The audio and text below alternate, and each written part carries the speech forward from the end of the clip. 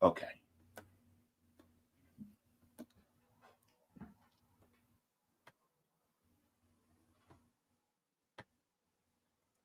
Systems calibrating.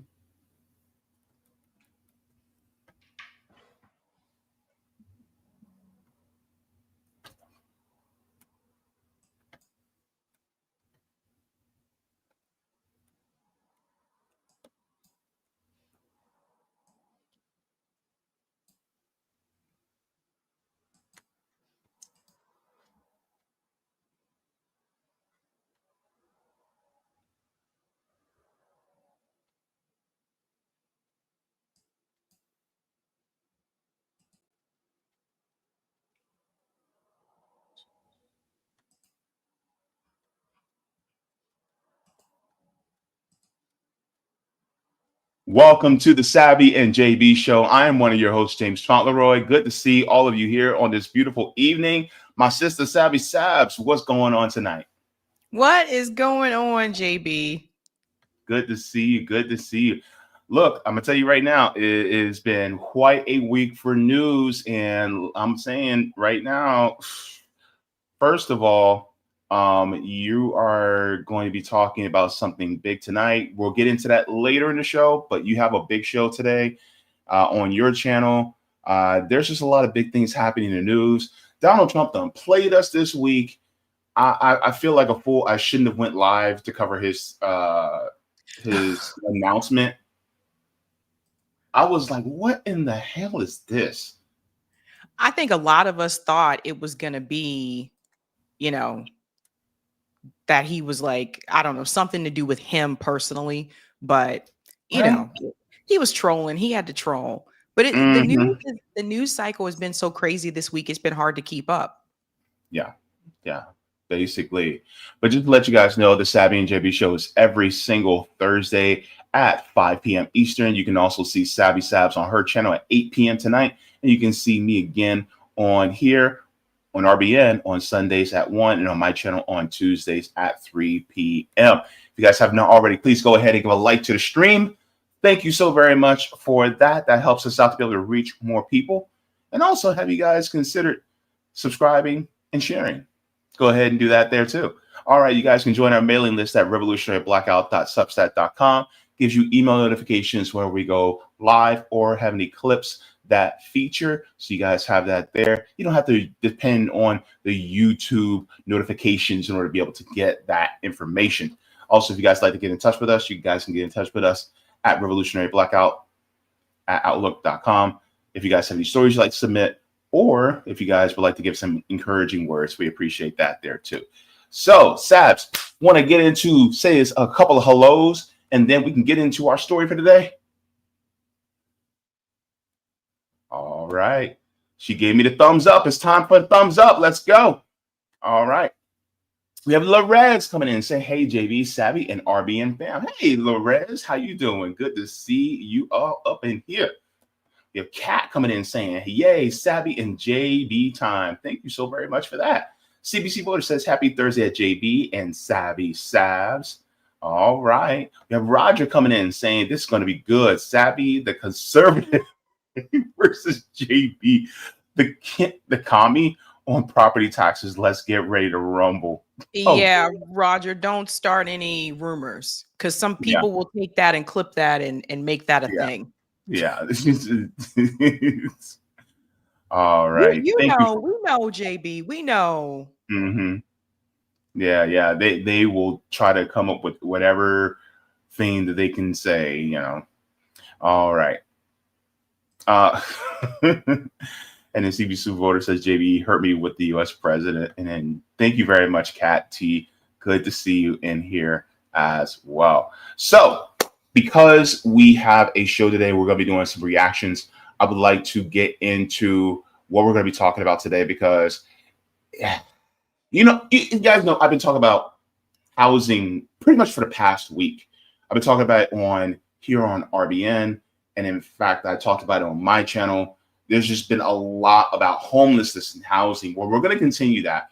But this time we're going to go on the housed side and talk about the people and what they're going on there. So let me share the thumbnail that was brilliantly made by our editor. And here we go. It says the end of HOA, say goodbye to home ownership. Homeowners Association, we're going to be talking about that, and the push to end property taxes here in Florida. And can this expand to other states? This is going to be interesting because I think that there's a lot of people don't realize how many people actually live in HOAs, but there's quite a bit. And so we're going to be getting into that as well. So, Sabs, you're one of the homeowners on RBN, and you know what it's like to the trials and tribulations of owning a home, because you'll be walking in your house and then you notice something out of place, and then you're like, wait a minute, that wet spot wasn't there before, or that crack wasn't there before. What in the world is going on?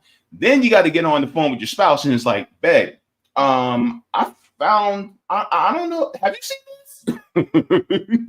And then next thing you know, it's like, oh man, we got to get this thing taken a look at. Then you got to spend money on a repair guy or a repair person to take a look at it, see if it's something that's going to need to be fixed, and that's more money out of your pocket. So can you kind of go over just a little bit as a homeowner, some of the perils you have to face just on that side of being a homeowner? Yeah, the work is never done. I'm here to alert everybody about that. When you do purchase a home, that's not the end all be all. It's not just about you paying your mortgage and your utilities.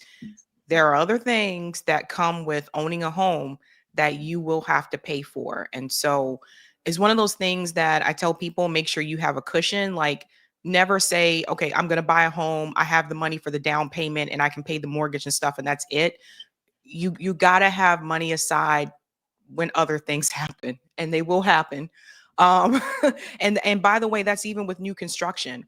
Just because you move into a house that is brand new and no one has lived in that home, that doesn't mean you're not going to have to pay for things going down the road. So, Mhm. some of the more common things that you may run into.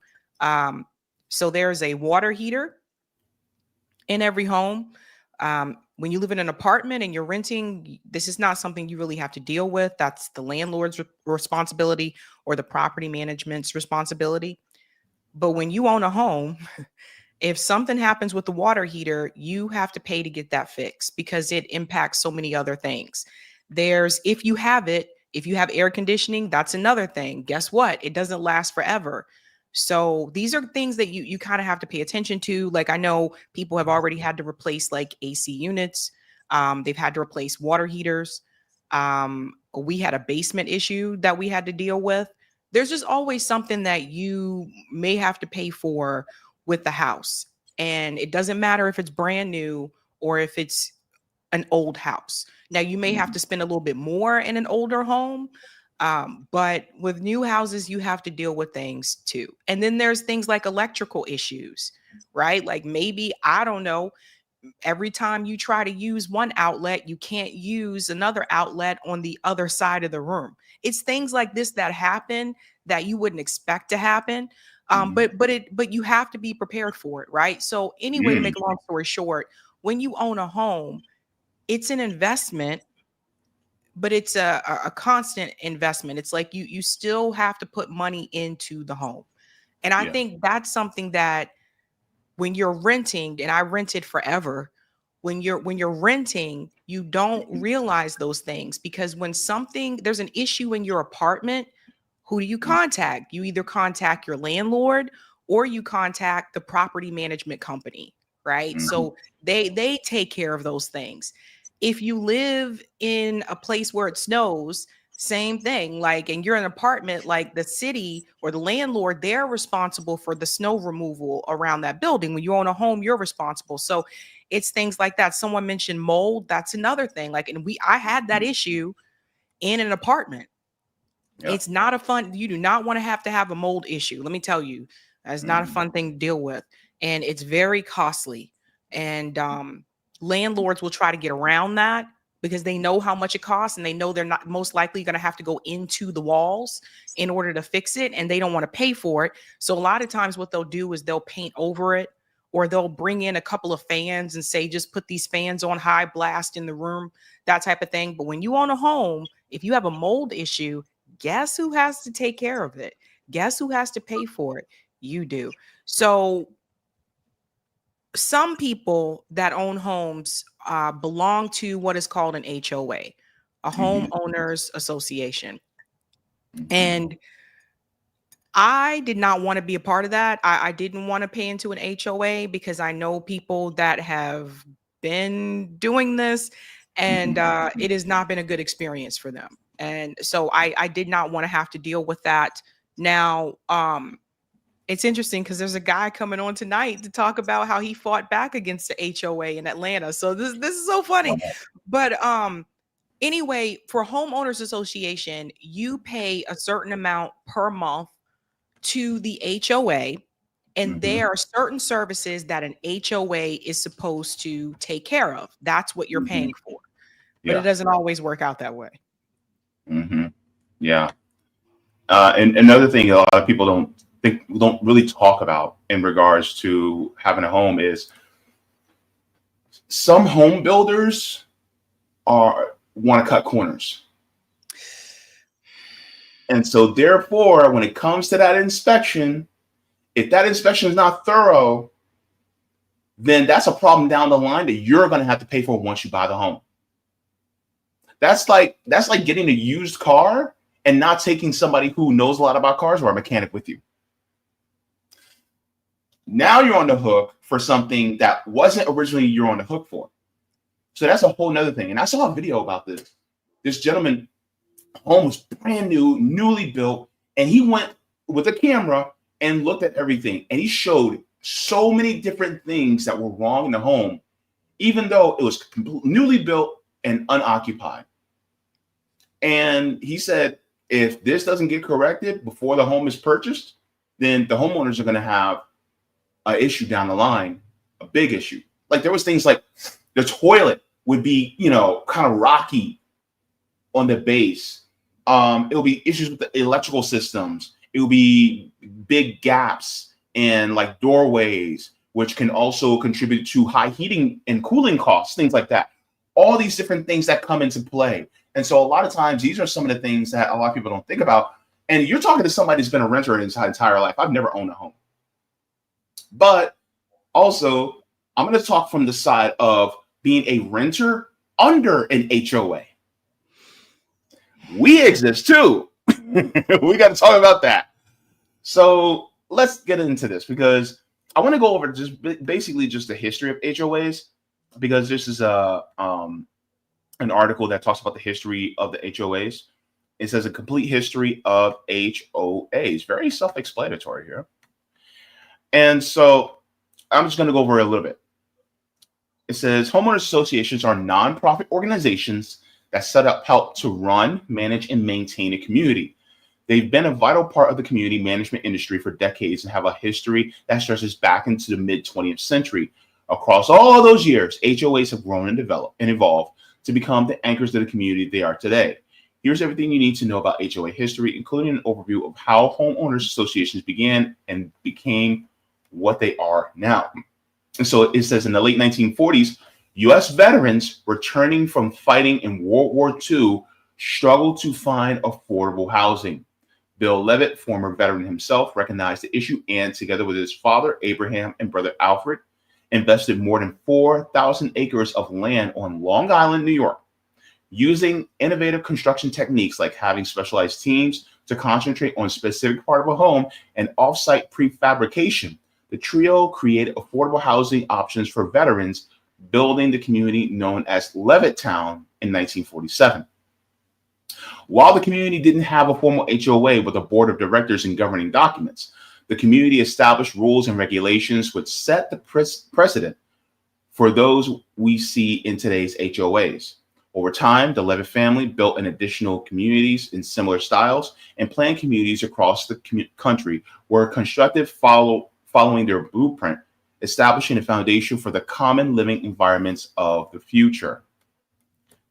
Says how Levittown was built and managed ignited interest in development of planned communities. Soon after Levittown, developers saw opportunity in suburban areas thanks to a Federal Highway Act of 1956, which allowed interstate highways to be built across the United States, which we all know about the interstate highway policy. It also displaced whom? Yep. Our black asses. That's exactly what it did. Yep. And so, to me, this also feels like a way to establish. Let me put us back on full screen again. This feels like a way to establish for a predominantly white community, number one, rules set in place for that community so that they can't let black folks in. And on top of that, they have to have this uniformity, really, to keep property values up, but keep the riffraff out. And by riffraff, some of them come in certain colors. You catch my drift? And so this is what it looks like to me. And especially, it's like, okay, well, the highway situation, which they inputted, and that was done in the 50s, that also displaced a lot of black people. But it's like, where they're going to go? Well, they ain't going to go to the HOAs because HOAs don't want them, right? It says not only were these areas more accessible, but they also included plentiful lots of land and offered exclusive space away from the city. In 1960, the National Association of Housing Cooperatives was founded as an organization supporting the best interests of cooperative housing communities, making way for the first true homeowners associations to begin managing those developments. The NAHC, that sounds almost like the NHIC. Anyway, says offering education and assistance to community leadership groups across the country as they transform into a more established board of directors. And it says in 1948, the case of Shelley versus Kramer, and the Fair Housing Act of 1968 led to anti-discriminatory policies that prohibited the sale, rental, and financing of housing based on race, religion, national origin, or sex. These efforts helped further spearhead the growth and popularity of planned community living, and the types of communities available to prospective homeowners also began to evolve. And so this really is going over the history. And so this one talked about how the FHA approved mortgage exclusivity for condominiums, condos, and homes and subdivisions. And so this is really just a way of keeping the community in a certain framework, but it's supposed to be democratized. Supposed to be. But the question is it?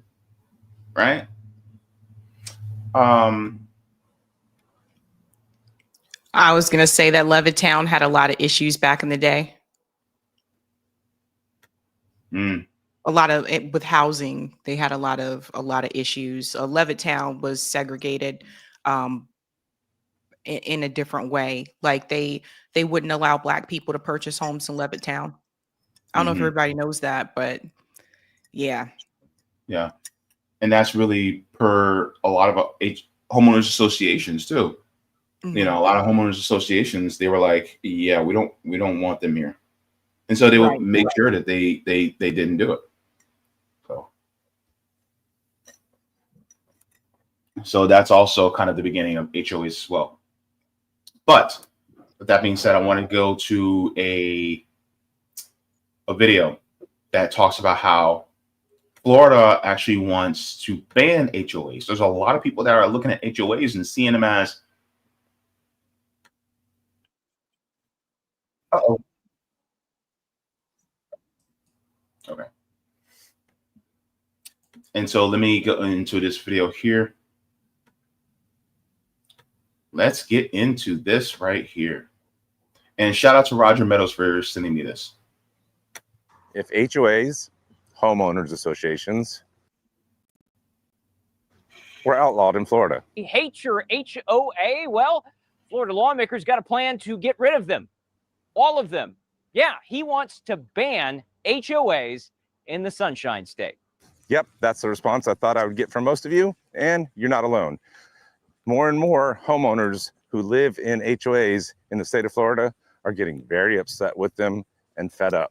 And today we're going to talk about some changes that may or may not be coming to the state of Florida and the pros and cons of HOAs. Florida homeowners say they've had enough. Rising fees, lawsuits, even arrests, all tied to HOAs. So recent discussions in Florida have seen a proposal floated around by State Representative Juan Carlos Porra to ban HOAs in the state of Florida. And, it might just be time we take a look if HOAs are really even necessary.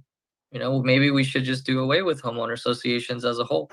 And this consideration comes from the backlash of homeowners who are tired of high HOA fees, lawsuits, and over-restrictive rules governed and implemented by many homeowners associations. Now, And part of this is really, I mean, and you can chime in on this if you would like, but to me, it's like the over restrictive measures that HOAs have caused in the past were really about keeping certain people out. And those certain people, it was more based especially on like an identity aspect. People who may be either Black or immigrant or LGBTQ or what have you. They didn't want certain people within the neighborhood because they were trying to keep up a certain social setting. Because sometimes it wasn't even about, the type of behaviors that they had. It was just the identity that they had they didn't want.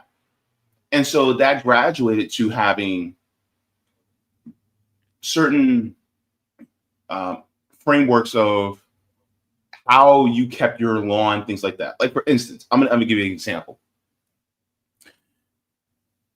Why in the world did a lawn of grass become so famous and so is set as a default for what creates a valuable home?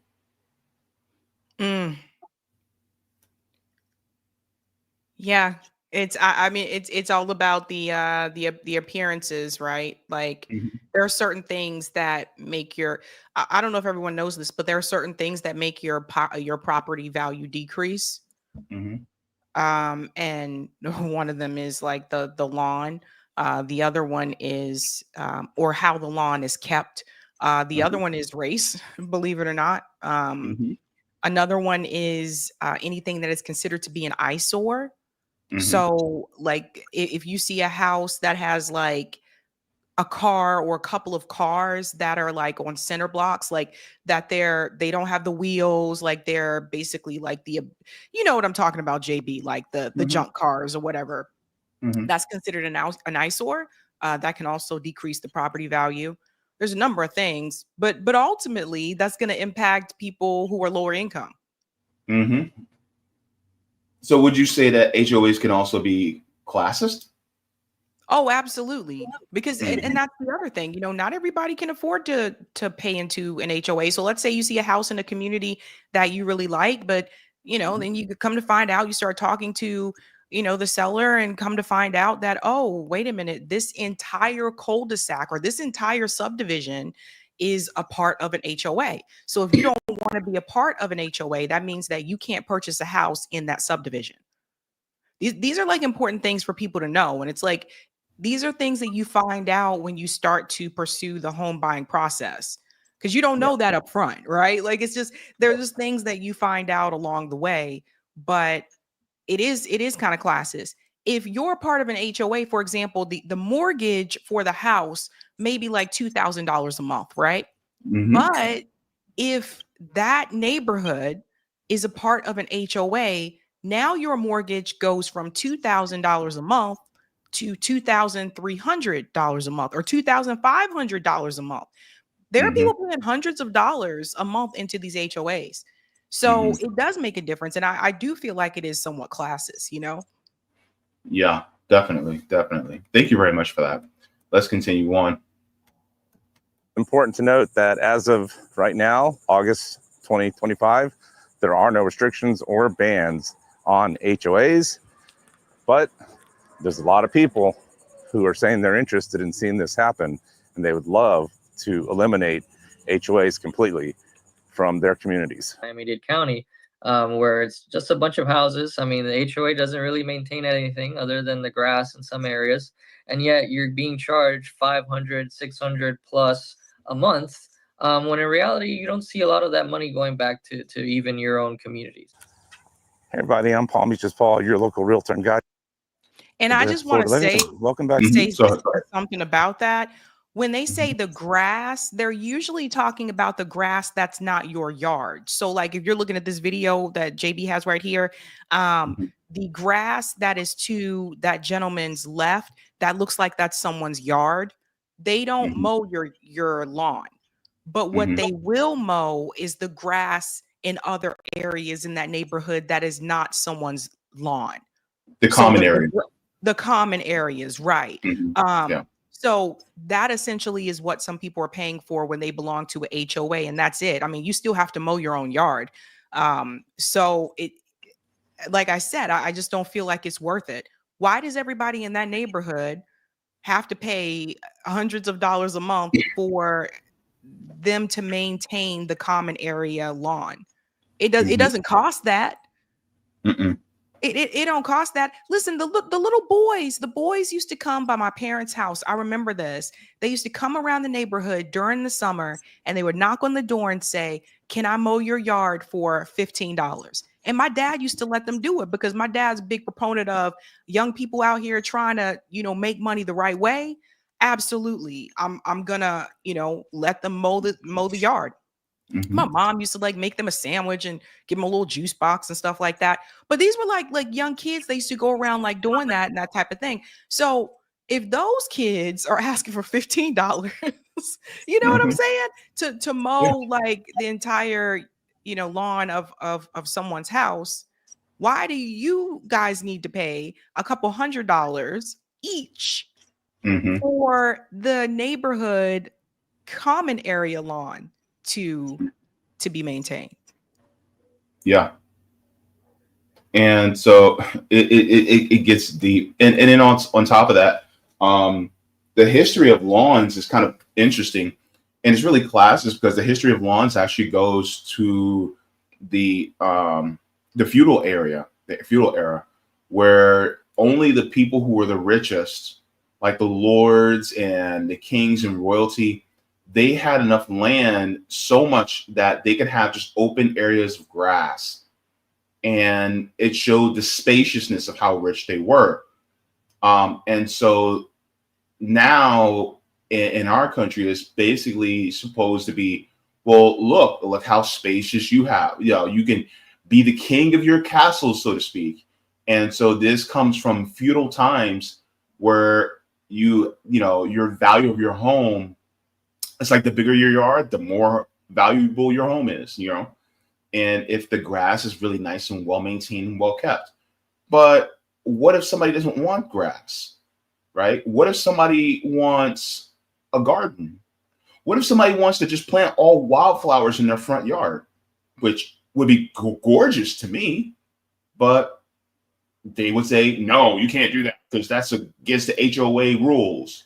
Right. And that's another thing too that comes with HOA membership sometimes is that there's certain rules within that community. I'm glad you brought that up. There's certain rules within that community that, have to be upheld because the HOA says so. And it sounds silly because if you buy a house, you're now a homeowner. You shouldn't be under these similar rules to that you experienced when you lived in an apartment. But some of them are like that. Like every HOA is different. For some of them, maybe they just maintain the garbage or whatever. Or for some of them, it's maintaining the lawn and the common areas. But they don't do, in my opinion, they don't do enough for you to pay them a couple $100 a month. And that's Mhm. why I did not want to be a part of an HOA. So if there was Yeah. any home, like when I was going through the home buying process, if I heard the words, well, this community is a part of an HOA, nope, not interested by. It's not worth it in the end. Yeah. In fact, I want to bring attention to this because this is also a really good point. Thank you to Breeze. He said it's unnatural in some parts too. Live in the desert in California and see how futile maintaining a grass lawn is. Yeah, because it's so dry. Mhm. Yeah, I don't think I don't think everyone understands or knows about the rules. Like even parking, some HOAs will have rules around that. They'll try to tell you how many cars you can have parked in your driveway. Mhm. It's things like that. Like again, and you're looking at it as though, well, you're a homeowner now, you can do what you want to do because this is your space. But if you're a part of a HOA, that's not necessarily true. Yeah. And on top of that, that reminds me of a friend of the family's that we had years ago, and his house was the only house in the entire area that was all rocks and cactus and desert plants. And I tell you, I bet you his water bill was a lot lower than everybody else's. Yeah. Yeah. I mean, it's look, whenever I drive by someone's house and they have a really nice lawn, Mhm. just know that that's a lot of money. Especially like to maintain it. Like, yeah, you may have a high water bill because it unless you have sod, you can get like the sod is like the fake grass that's supposed to develop into real grass at some point. But even Mhm. then, you have to water that too. So I mean, Yeah. it's just and But and it's not for everybody.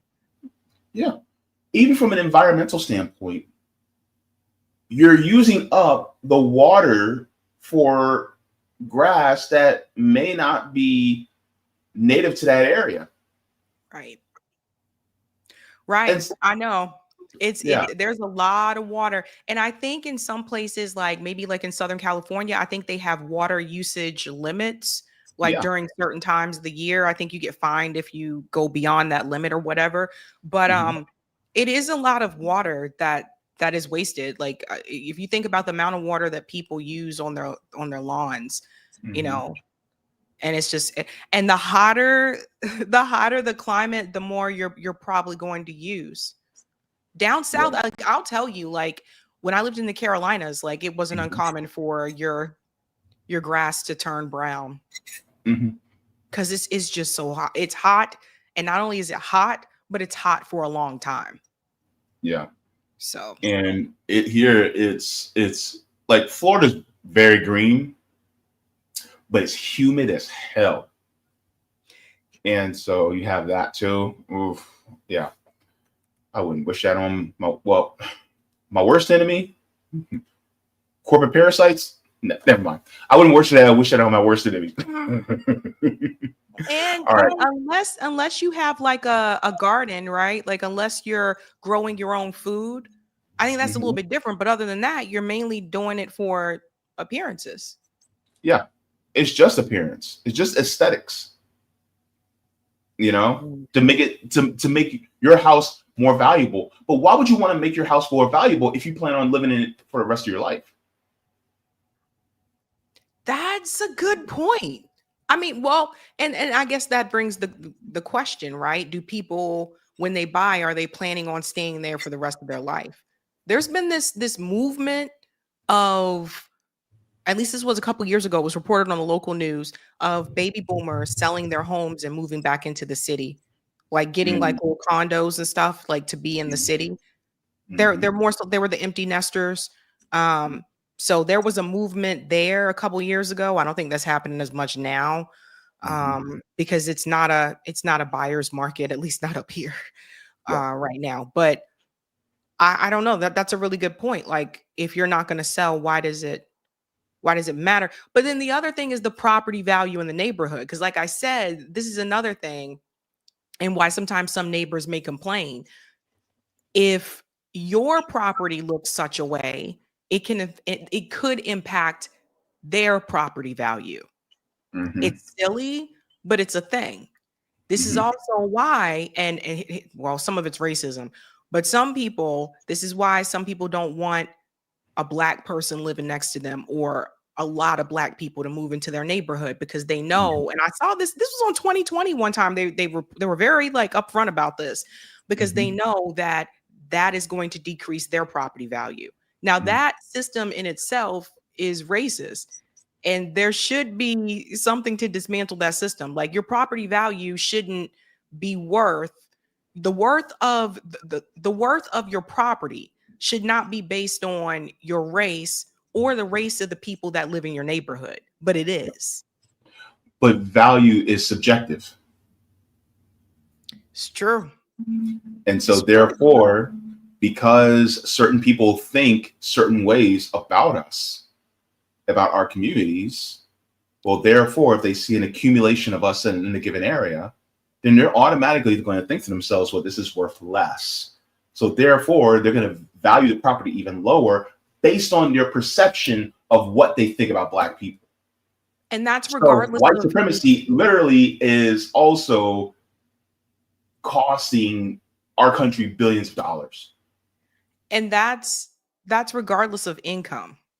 Regardless of income. That's regardless of income. This is why when people say, you know, just focus on class, this is why I push back on that. Because when you look at the housing market in particular, especially those who are homeowners, etc., regardless of the class, the property value does decrease based on, you know, the darkness of your skin.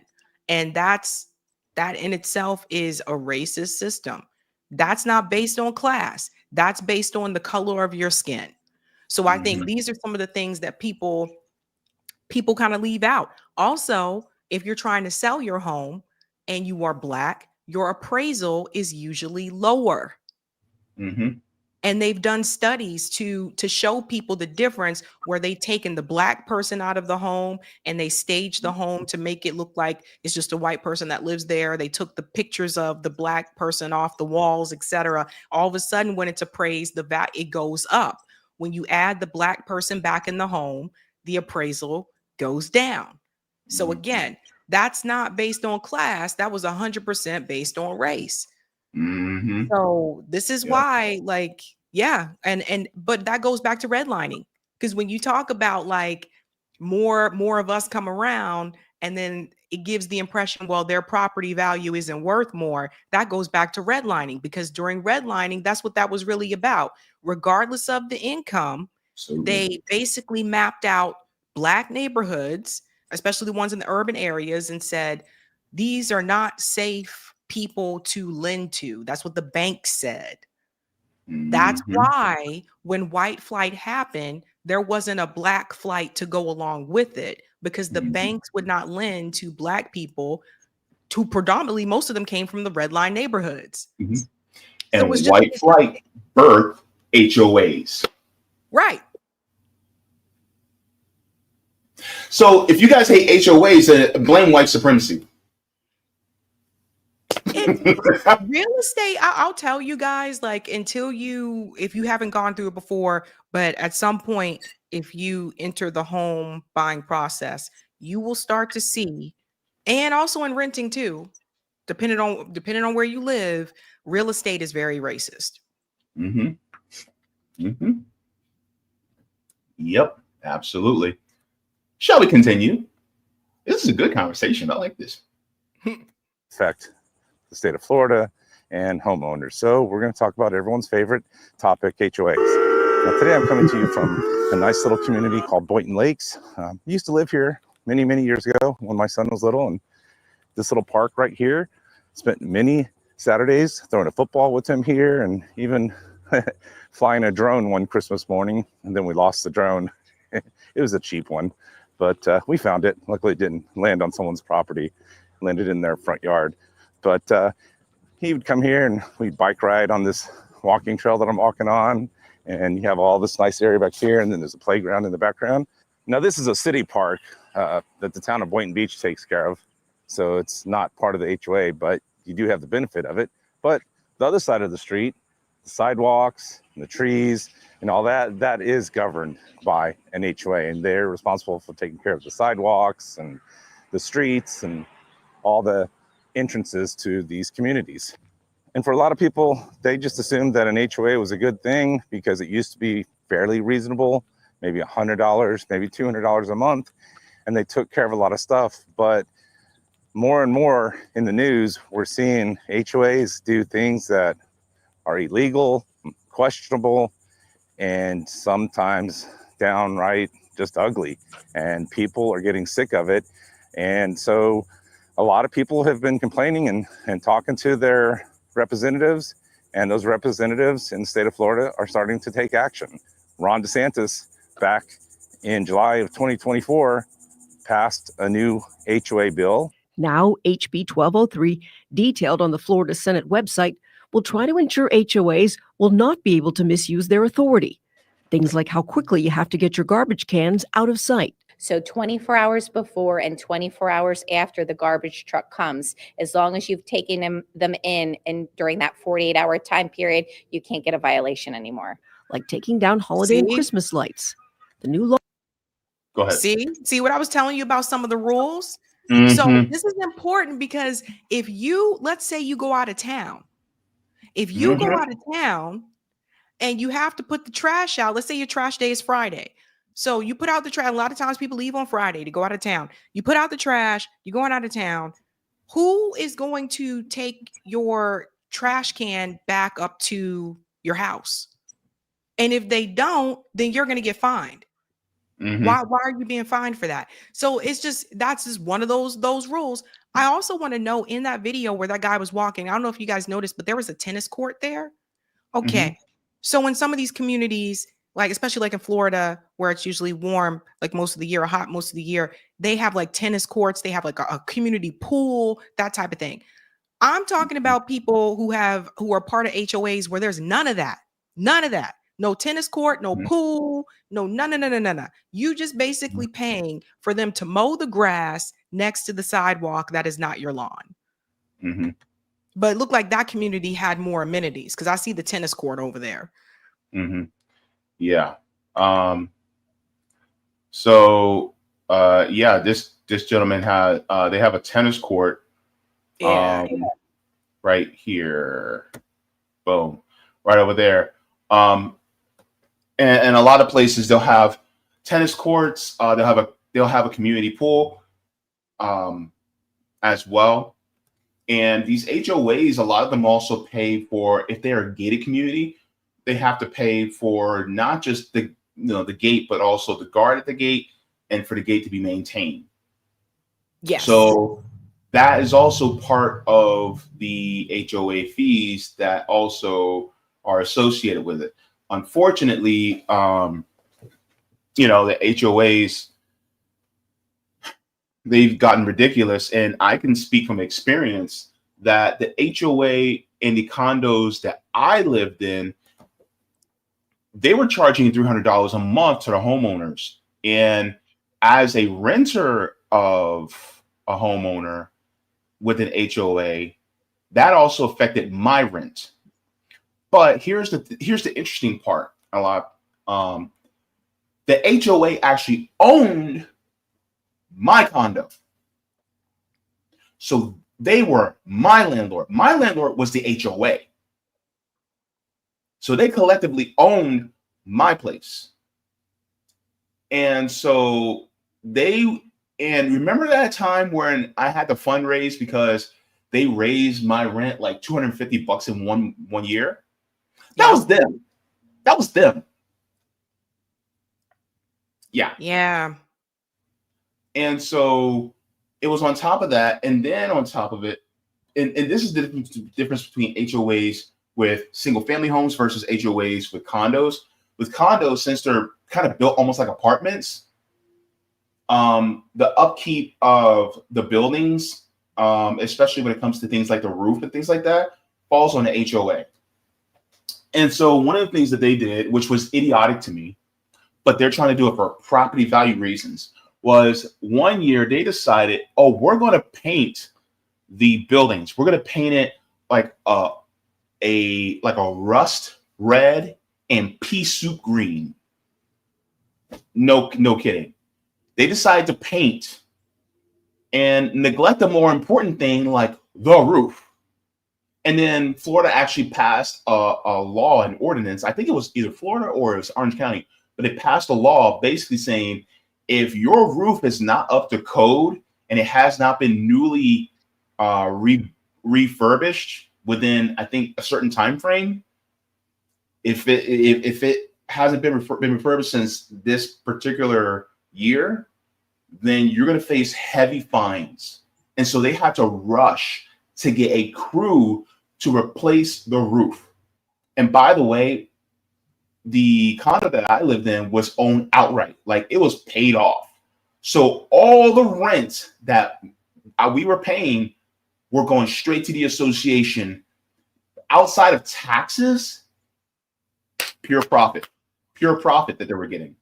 That's and so crazy. all the profit that they gotten, and I calculated it over the entire year. I'm like, they were probably making a good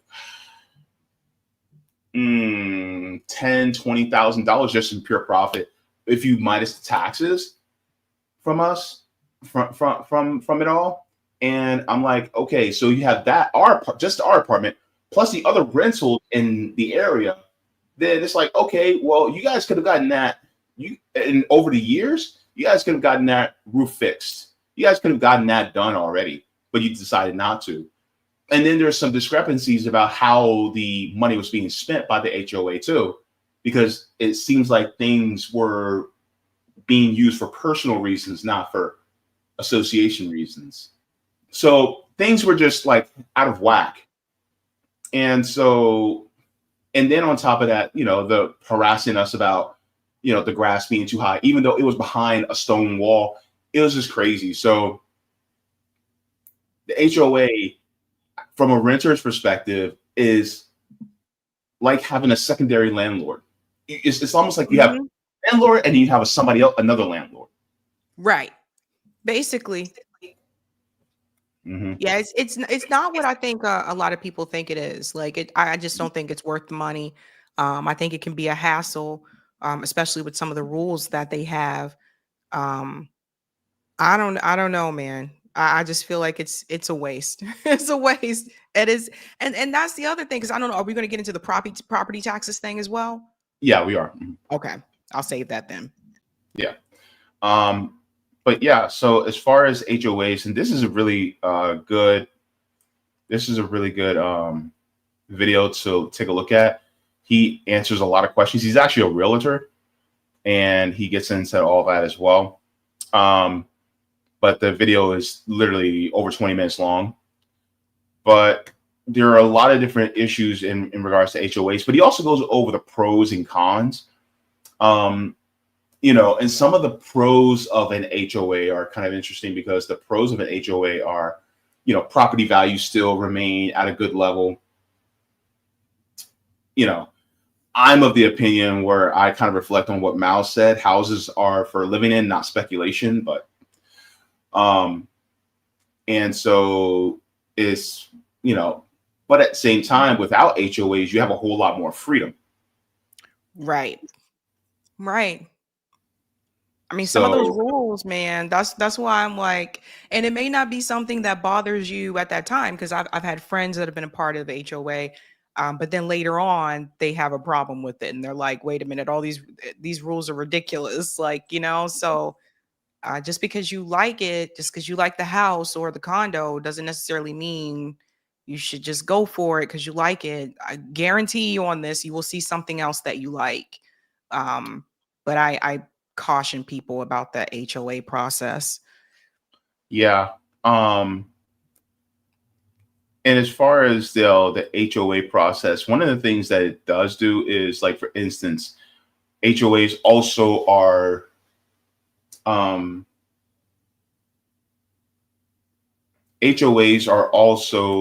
in regards to when it comes to the common areas, right?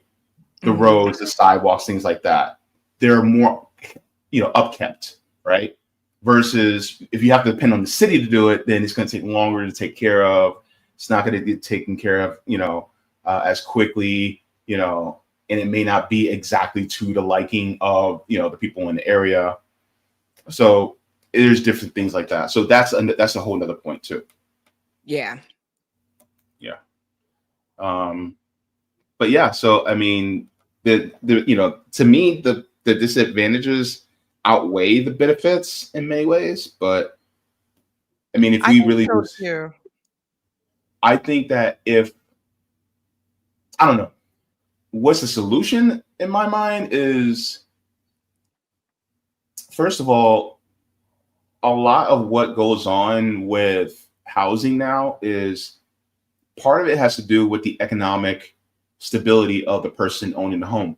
If the person economically is able to take care of the home, then the home will be kept up for the most part, right? I mean, you may have some people that may neglect, because they're absent-minded or maybe they don't care. Who knows? Or But physically able to do so. yeah, but Yeah. they're fewer in between, right? Versus the people who, if people actually had a livable wage, if they had, if our money didn't go to the corporate parasites and our city was able to actually take care of these things more, then the necessity for HOAs would actually go down. Yeah.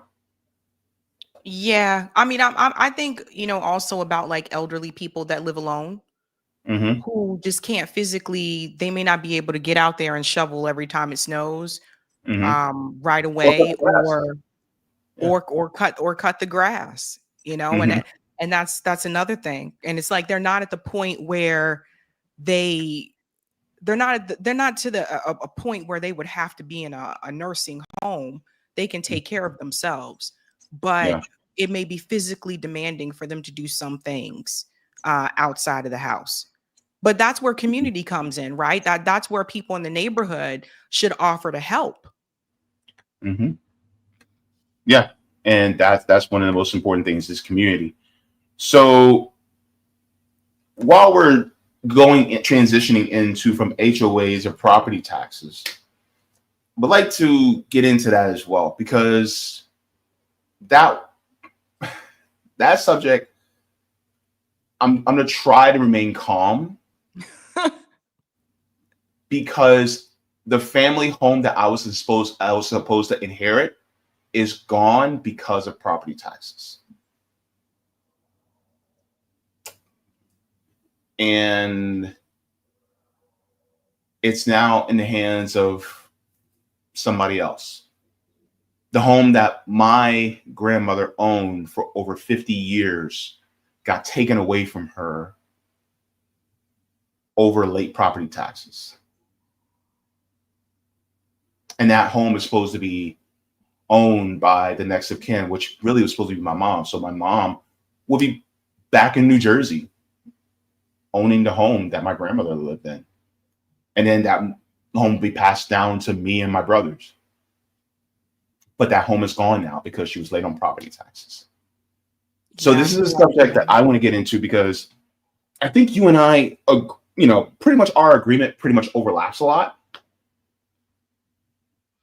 But there's a conversation going on right now with property taxes, especially when it comes to people like Governor Ron DeSantis.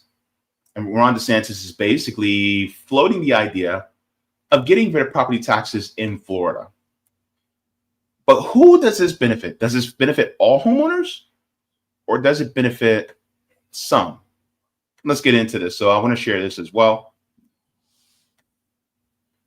So here is Governor Ron DeSantis on the subject of property taxes. So what we're going to do is we're going to place a question on the ballot that is going to allow Floridians to be able to vote themselves relief from property tax. And as I said, my vision is, if you own your home, to truly own it, you have to own it free and clear of the government. You shouldn't have to pay rent to the government. And, they'll be ranked like, people that are, buying investment properties, like, fine, like that's different. There's differences, but your personal home, we really believe should not be subject to tax. It's an unrealized gain. And I'm just one that's like, if you tax me at point of sale, like I buy a car and I pay a sales tax on it, But like for me to then just, pay a tax on the value every now, cars usually when you drive them off the lot go down. Now during COVID, the cars actually went up in value. You'd buy a car, there was such a shortage that you could drive it off the lot and then you could even flip it for $5,000-$10,000 profit because there was such a rush to buy vehicles. But that's our vision. So, and of course, so what do people say? Oh, that can't be done. You can't do that. And my question is why can't it be done? Look, the first place we went to with these audits was Broward County, Florida. They got 1.9 million people. They've had no net population growth over the last 5 years. Their budgets increased 60%. So the question is okay, why is it increased 60%? That's the whole reason that we're doing the Doge. And we're also doing it on state agencies and our state universities. We're looking at a whole host of things, not just spending. We're also looking at some policies of universities, and we're looking at how certain things are done in practice. Because, you have the law on the books, which in Florida, we were the first state to eliminate DEI from our public universities. And we did that years ago. But are you repackaging that under another name? Or is that being smuggled into lower levels of university? So we're looking at all that stuff, and we're looking at ways state agencies can do better. Although I do point out, if you look, the budget that we're under right now in Florida is spending less than last year's budget, and last year's budget spent less than the year before. I don't think there's many places that are actually reducing spending while still doing major things like teacher salary increases, moving Florida forward. I mean, our I-4 stuff we're doing has already made a big impact. We do a lot more there, billions, that we're proud of doing that, but we're doing it on a budget. But yet even, so I could say, since I've been governor, we've retired almost half of the state's taxpayer supported debt for all its history. We're the second lowest per capita spending in the country. New York has 3 million, 4 million fewer residents. Their budget's twice as much as ours. We don't need to be, no, you can always do better. So that's our view on that. But on the local governments, people are getting pinched by property taxes, and you're getting pinched to fund budgets that have greatly expanded. So the question is there room to be able to give you the property tax relief you want while pulling back some of the bloat that's happened over these last 4 or 5 years? And so the Doge efforts are really, one, standing up for taxpayers, but two, letting people have the information about where their money's going when they're having to pay property tax every year. What is that going towards? And do you want to change that relationship you have with these local governments so that they can't keep picking your pocket, just for living in your own home? So that.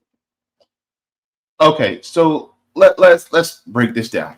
Okay, so give me your thoughts initially about what Ron DeSantis just talked about in regards to property taxes. So I don't think that you should have to pay taxes on anything that you have paid off. So if your house is paid for, I don't think you should have to pay property taxes. If your car is paid for, I don't think you should have to pay car tax, or in Massachusetts here, we call it excise tax. I don't think you should have to pay taxes on it. You already paid it off. Now, the problem that, well, I think you're going to bring up the issue that you run into, right? With the schools. I think that the big problem that you run into is that property taxes fund the public schools, right?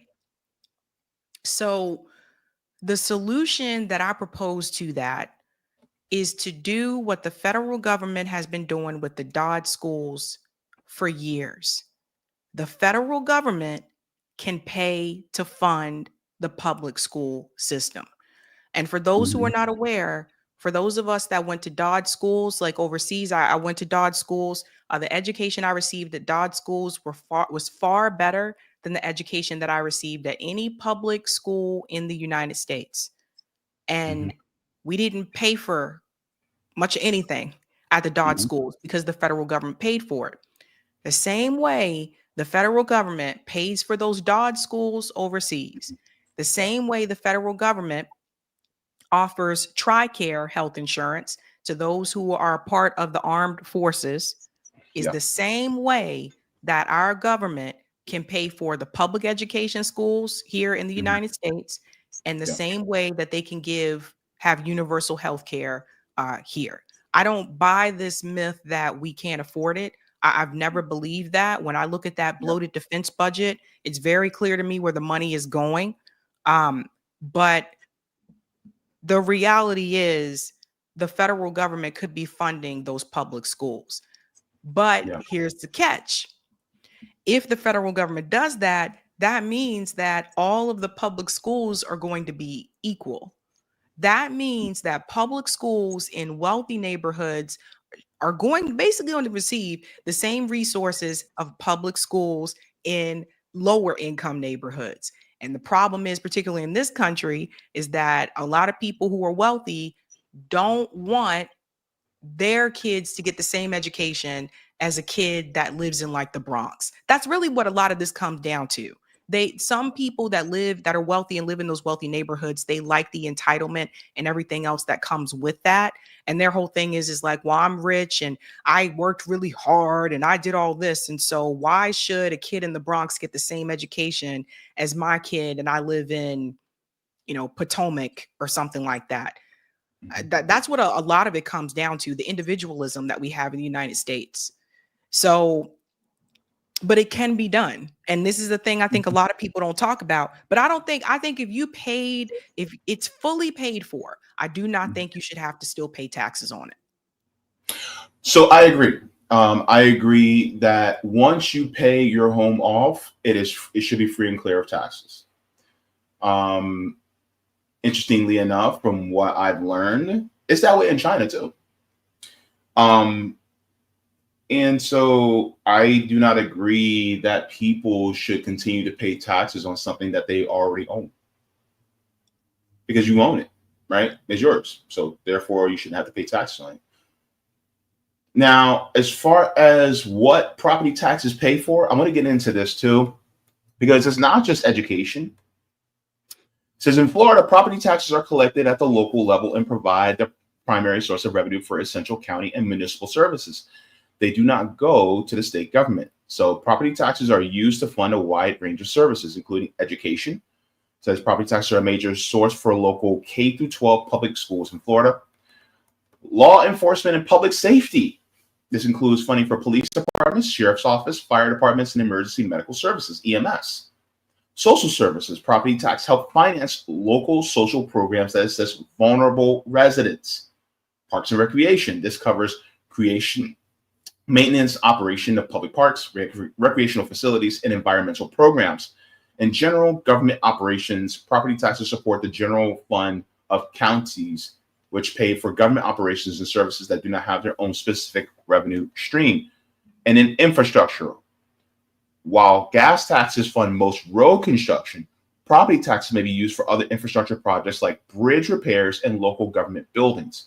Since Florida does not have a state income tax, local property taxes are especially critical for funding local government functions. So this is the point that I want to get into. Florida does not have a state income tax. So therefore, yes, Ron DeSantis is talking about elimination of property taxes once you pay it off. I agree. However, one of the questions that comes up is how are you going to offset that amount when we do not have a state income tax? Because a lot of these things still have to be paid for. The roads and bridges have to still be paid for. Look, our fire departments and EMS still have to be paid for. ACAB all day over here because the hell with the police. But anyways, also when it comes to our infrastructure, like these things need to be paid for. So how are we going to pay for it if the property tax is no longer going to be there?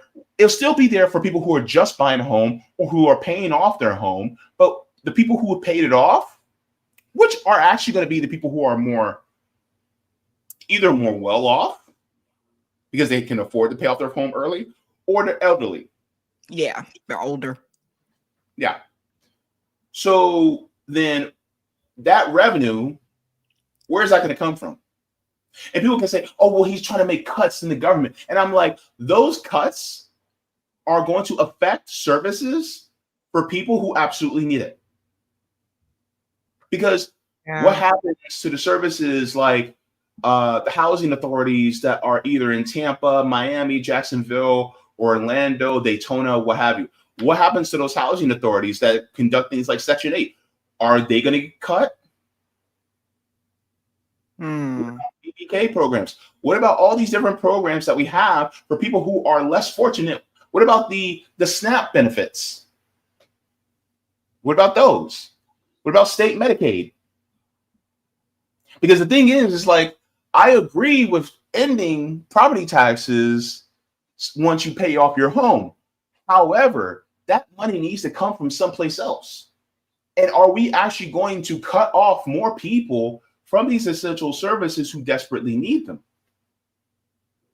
So this is the I guess this is the danger about relying on property taxes. Because here's the thing: what happens if people start to migrate? We already see Florida's moving up on that cost of living list, right? Every year we notice Florida continues to move up. So I would assume that more Floridians, and I say that meaning people who didn't just move to Florida, like people who, have been there for years or grew up there. I wouldn't be surprised if we see a different type of migration where people who are from Florida start moving to a place that's more affordable because Florida keeps rising up on that housing list. Like if Florida's becoming more expensive. So what I'm saying is the response seems to be whenever things start to increase in said area, people say, okay, I am going to move to a place that's more affordable if they can do so. We saw this with people migrating from places like New York and New Jersey and Massachusetts to Florida and to North Carolina, right? And you see the costs increase in those states because more people have come in. So I guess my question is, what happens if, as Florida becomes more expensive and more people who have been there for a while or were born and raised there, they start to move to a place that's cheaper than Florida, which there are places cheaper than Florida in the South. They start to migrate there. Well, then you're going to see a decrease in that income that's coming from the property taxes anyway. And this is the danger about relying on property taxes to fund all these things. It just, I don't know, but to your point, because Florida doesn't have state income taxes, you're right. That money is going to have to come from somewhere. So what are they going to do? Are they going to cut the education budget, which is usually one of the first things that's cut? I've seen it in multiple places. Usually they start cutting from the education budget. Or are they going to cut from social services? Yeah, because those are usually the people who are the first victims, right? And so when it comes to the cuts that are going to be that they deem necessary, it's usually the people who they view as, oh, they didn't pull themselves up by the bootstraps, so they're not as important. Right. And they're like, we're spending all this money on these people and they're not pulling themselves up by the bootstraps. Meanwhile, the system is designed so that it keeps more people poor and impoverished. Well, and see, like a place like New Hampshire, for example, New Hampshire doesn't have the sales tax. Right. So they don't have it, their whole motto is live free or die. Like that's the state motto there.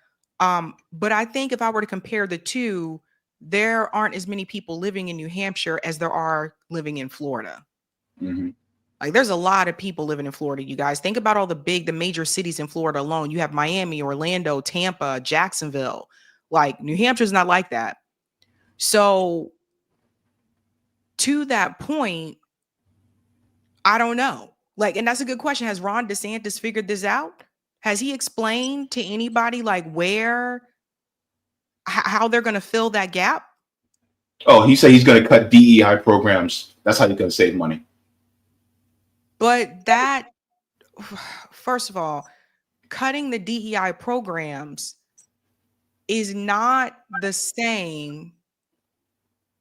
I would say if I had to look at the numbers, I'm pretty sure that's nowhere near what's coming from property taxes. I mean, if we're going to cut anything out, why don't we cut out the billions of dollars that's being sent to Israel in Israeli bonds by Florida?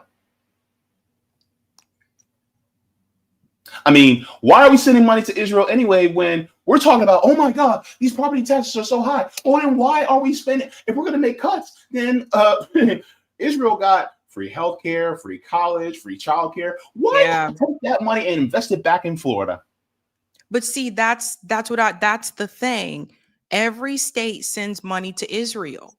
Mm-hmm. Every state, guys, seriously, Google it, check your state. I was surprised to see, for all the problems that we have in Boston, I was surprised to see Boston has been sending Israel $10 million a year. Mm-hmm. But you can't fix the schools. Mm-hmm. Yep. So it's, things being sent in the wrong places instead of using those resources right here at home. And that's another thing.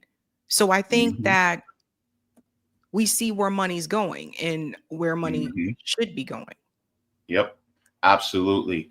And then another thing, this is also an excuse, not the getting rid of property taxes, but the way he's going about it. Because I agree with getting rid of it, but you have to go about it the right way. If you start making sure that all property taxes are cut off, fine, but it's also going to create an excuse for you to defund public education. Once you start to defund public education, it becomes less and less and less effective, thus making parents more frustrated.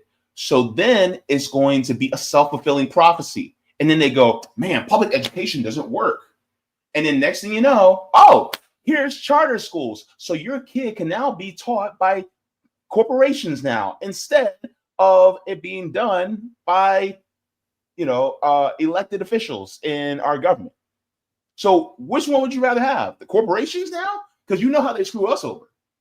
And so this is why I'm also in full agreement with you about, funding public education like they do the DOD schools, right?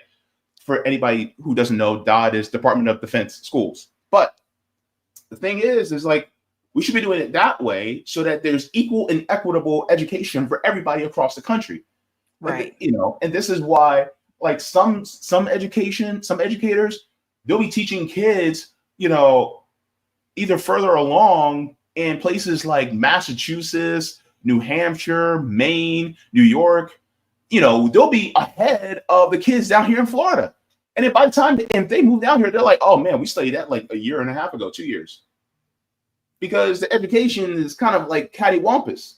There's also less people in those states too, JB. There's less people in Maine, there's less people in New Hampshire, Vermont, and they are ranked up there pretty high with quality education. If you look at the rankings in the US, not as much with Massachusetts, like there are a lot of people here in Massachusetts, but the reality is like their student to teacher ratio is a lot smaller than it is in the South.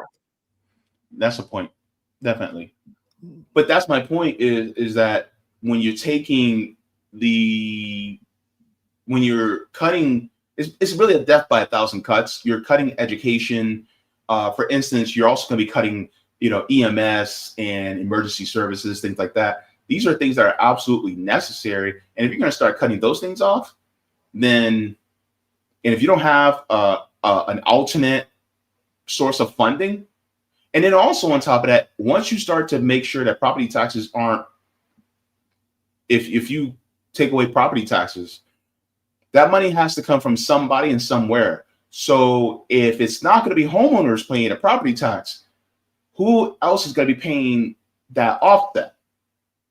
Well, my question is for those of you that live in states that don't have state taxes, like where is the other money coming from? Because I think also Tennessee doesn't have income tax, right?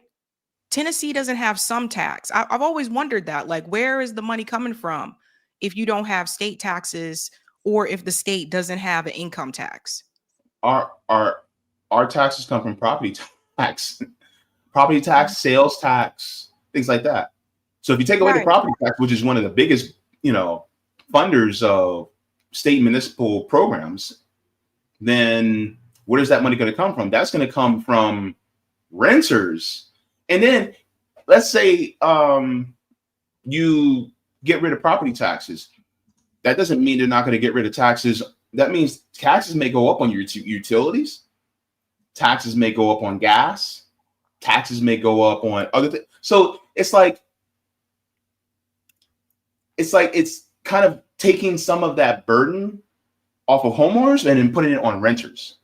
And then on top of that, you also have the homeowners who are landlords, who they may already own their properties outright and they're paying property taxes. Are they going to lower their rents because they no longer have to pay a property tax? I'm curious about that. So They're not going to lower their rents. So the states that don't have the state tax, Washington State, which also is ranked pretty high for schools. Okay. Texas. But same thing, it says Texas relies on high property taxes. So are the property taxes in Florida high? I'm not sure. I know they're not New Jersey high, because I know New Jersey is very high. But as far as Florida, I need to talk to a homeowner in Florida to see about, I know one of my comrades, he's a homeowner. I would need to talk to him. But it says Florida derives a significant portion of its revenue from property and state taxes, with rates roughly in line with the national average, but the overall burden is low. The cost of living in Florida is above average. yeah, but they're taking some of the richest people and then combining them with the poorest, and then they average that. And so it's like, if you take somebody who's like a John Morgan, who's a billionaire, and then you take my income and go, oh, what's the average between them? That'll be way higher than what I even get. So a case study would be Alaska, because it says they rank the states. Alaska doesn't have an income tax or a sales tax, but it makes up for that with high property taxes that account for 3.54% of its 4.93% total tax burden. Don't forget, Alaska also has a UBI. they do. But it also ranks very poorly for quality of life and has the 6th highest cost of living in the country. Okay, maybe that's not a good example. But they don't have they don't have sales tax or income tax. But again, I don't think there's a lot of people there. Yeah. But then a lot of people go, well, Jaybe, what do you think is the best solution? I'm glad you asked. Have you ever heard of a public bank? Whoop, whoop. Y'all knew it was coming. Here comes the brand new flavor in your ear. All right, let's take a look at this, because I really want to get into this right now. Roger, I know you happy right now. Roger's probably jumping in his chair right now. He probably got the music on. He's probably dropping the beat like you do on your show. Let's take a look at this. This is from the Public Banking Institute. And it talks about how public banks excel. In the green, you actually have what a public bank. It talks about the ownership. So the ownership of a public bank isn't like the corporate banks. So the public banks are owned by the public through a government entity such as a state, city, region, nation, or tribe. And so it talks about depository banks. If public banks are a depository bank, which means that they can accept deposits of the government entity that created them. This is a key power of a chartered bank and a key distinction between banks and non-banks. The public bank charter would define whether one's depositors, such as the general public, can deposit money or securities in the bank. So just to let you guys know, public banks typically do not have a general public client base, meaning you can't just walk into a public bank and be like, oh, I would like to open an account.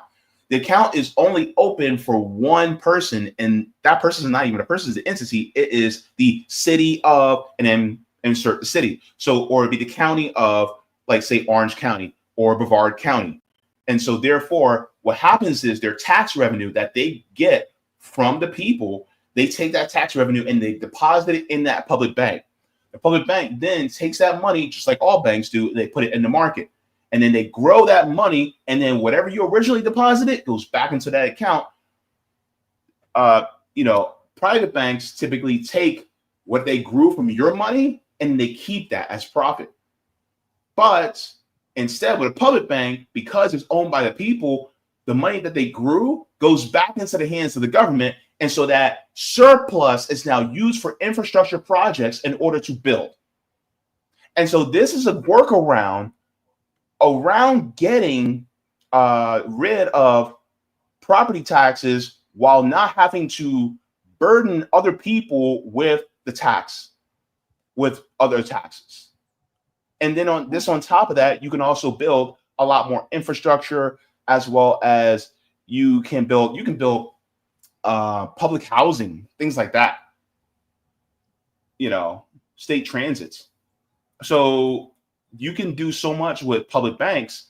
And while Ron DeSantis is talking about doing this through direct democracy, through a ballot initiative, you can also do public banks through a ballot initiative too. You can do it through a ballot initiative process. Yep. And so essentially, when it comes to public banks, I think more people need to get into this, because you did research on this, Sabs, where the out of the top 5 banks in the world, 4 of them are Chinese banks, and I think they're all public banks. I think so. I have to double check. I haven't looked at that list in a while, but yeah, 4 of them are in China. Let me see. Yeah. And so it's really about the revenue for the people. So when people go, Jaybe, what's your solution? I think public banking is a viable solution. Your thoughts? Yeah, this is the one, I tried to get in touch with these people, but I think they're very shy. The Bank of North Dakota is a great example to look to. It's the only state that has a public bank in the US. They have been around for a long time. Long time. Over 100 years, right? Oh, yes. They've been around here for a long time. And the Bank of North Dakota, because of its existence, when the 2008 housing crisis happened, people in North Dakota did not suffer or struggle the way that people did in other states, because they had that public bank. Yeah. So when the banks took a hit, see, this is a warning to everybody, right?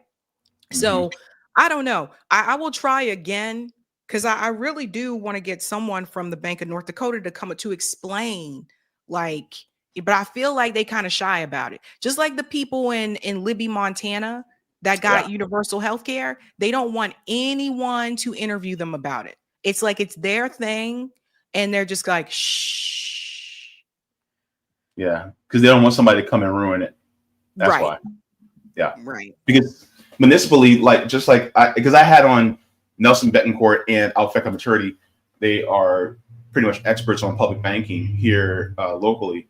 And one of the things that I realized is that if here in Orange County, the municipality of Orange County actually banks with Wells Fargo. So if you were to take that money out of Wells Fargo and then put it into a state public bank, Wells Fargo would lose that account, that municipal account, which means they wouldn't be able to grow that money in the market anymore. And so then that would put a contention between private banks and the municipalities, because then they wouldn't be able to bank. They wouldn't be able to have the account holders from municipalities. So then they would lose money. And so they want to keep municipalities as their account holders as long as possible, as much as possible. And so they will be lobbying like crazy against the public bank, because they want to continue to keep getting rich, not just off of us personally, but also through our governments too.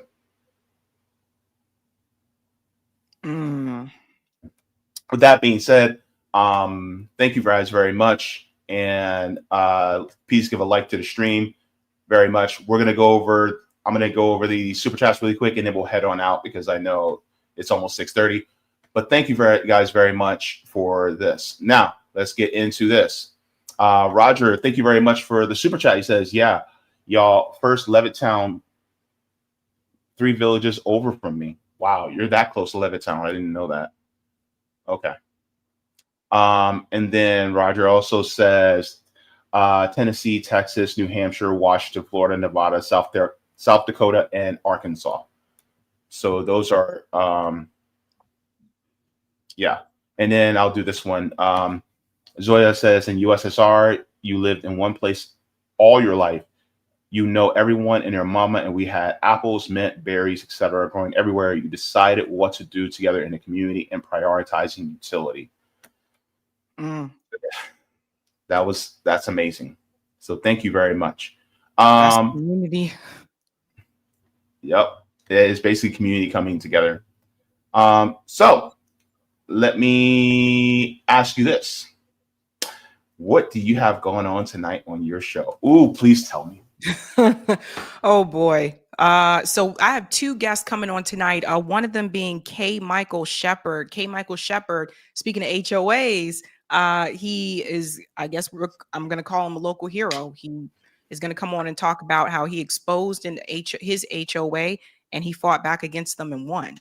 So he's going to talk about that. And then also Taylor Lorenz is coming on. She's a journalist who just wrote that damning article that everybody's talking about that exposes these influencers that were taking dark money. So she's going to come on.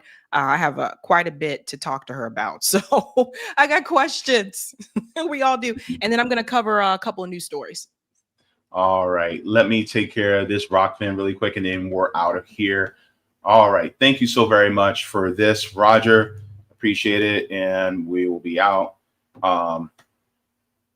So I won't be able to go to this link, but thank you very much. It says, therefore, I created a Florida CVI to reverse the tax stuff. Not only does Florida not have state income tax, but they also don't tax profits that workers will never see, such as capital gains, carried interest, estate inheritance. Then use that to be tax deposits for public banks. Great point there, too. Thank you so very much for that, Roger. Appreciate it. Guys, I will see you guys on Sunday for news stories as well. And then be sure to tune in to Sabby and a few. Guys, thank you so very much. Sabs, final words. Smoke them if you got them. I knew it. I knew it. Take care, everybody. Oh, by the way, have a good one. And shout out to the patrons. Thank you so very much. Bye-bye.